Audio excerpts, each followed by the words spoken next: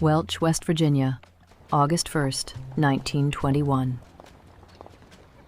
Sid Hatfield and Ed Chambers were walking toward the McDowell County Courthouse with their wives. They talked for a moment, then kept walking. And then, the gunshots. Both men were killed. Their wives were there, and for a few moments, people around the courthouse barely seemed to understand what had happened. Some cried, some just stood there. Others started moving, looking for answers. Then the story left Welch. Newsrooms picked it up, telephones rang, typewriters started moving, and the names, Hatfield and Chambers, spread through the coalfields. But this wasn't a peaceful region suddenly turning angry. The tension was already here. Miners had spent years fighting over pay, working conditions, union rights, and the power coal companies held over everyday life. The killings didn't start that fight.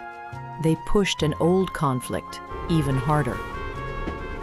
Men gathered, they read the news, they talked, and soon, more and more miners were moving together, into the roads, into the valleys, and eventually, into the mountains. My part of the story started a few days earlier, late July. I was on a train to Charleston with a new assignment from Metropolitan Indemnity. The company was expanding fast, and my job was changing with it. I was traveling now, checking branch records, reviewing claims, and visiting insured properties myself. Charleston was supposed to be another work stop. So I got off the train, picked up my folder, and started walking. The office gave me the paperwork. The coal country gave me the rest. Claims, mine properties, equipment, housing, rail lines. Part of my day was spent behind a desk. The rest, I spent seeing what those papers actually described. The mines weren't just places where men worked. Whole communities depended on them. Homes, stores, families, transportation. And almost everything seemed connected to the same system. You could read that in a report, but seeing it was different. Back at the office, I started noticing small things in the records.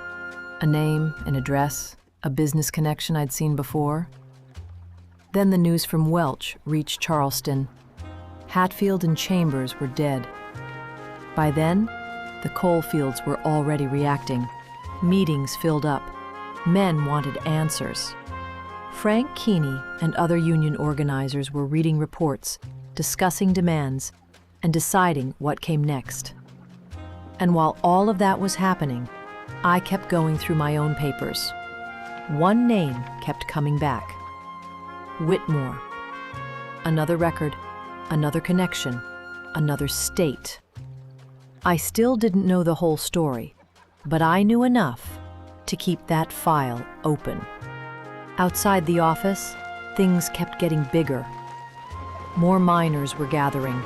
Meetings continued. Keeney and the union were still pushing their demands, but the answer people wanted wasn't coming. Then men started gathering at Marmette.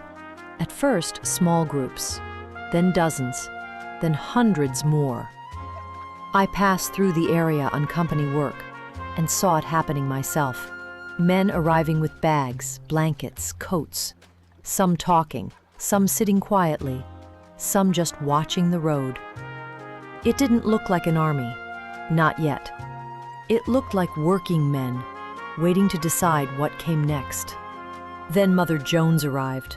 By that time, her name was known across the labor movement. But she wasn't there to send them forward.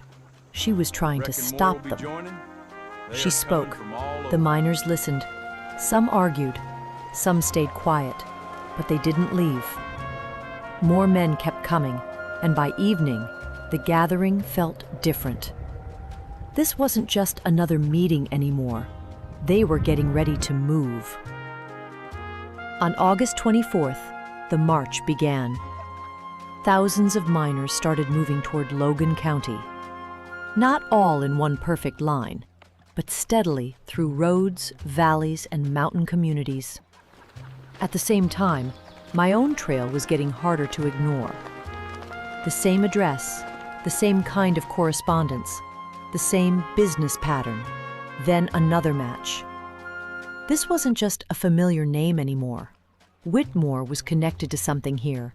I just didn't know how far it went. So I called Claude Glenn, the postal inspector I'd met in Iowa. I told him what I'd found, the names, the address, the correspondence. He checked his old notes while we spoke. Then he passed the information to investigators who could verify it locally. And they did. They checked the records, then checked them again. Meanwhile, the miners kept moving. Ahead of them was Logan County. Sheriff Don Chafin was already reading the reports, talking with his people, and preparing for what might come next. Two different trails were moving at the same time, one through the mountains, the other through paper. By the end of August, the miners had reached Blair Mountain.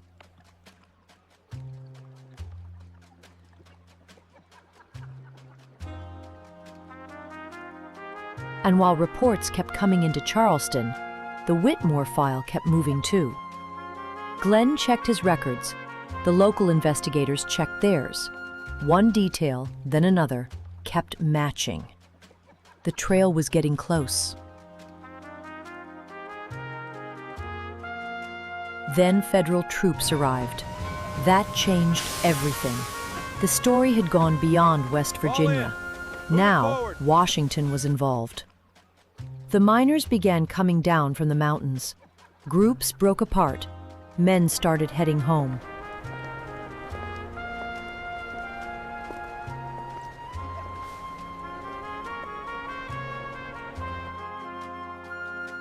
That night, I checked the papers one more time. Whitmore was caught. But the trail wasn't finished. There was still something there, a mark, a connection, something bigger than one man. I sent Burns a message, packed my things, and followed my next assignment east. New Jersey, Atlantic City. After West Virginia, I expected something quieter. I was wrong.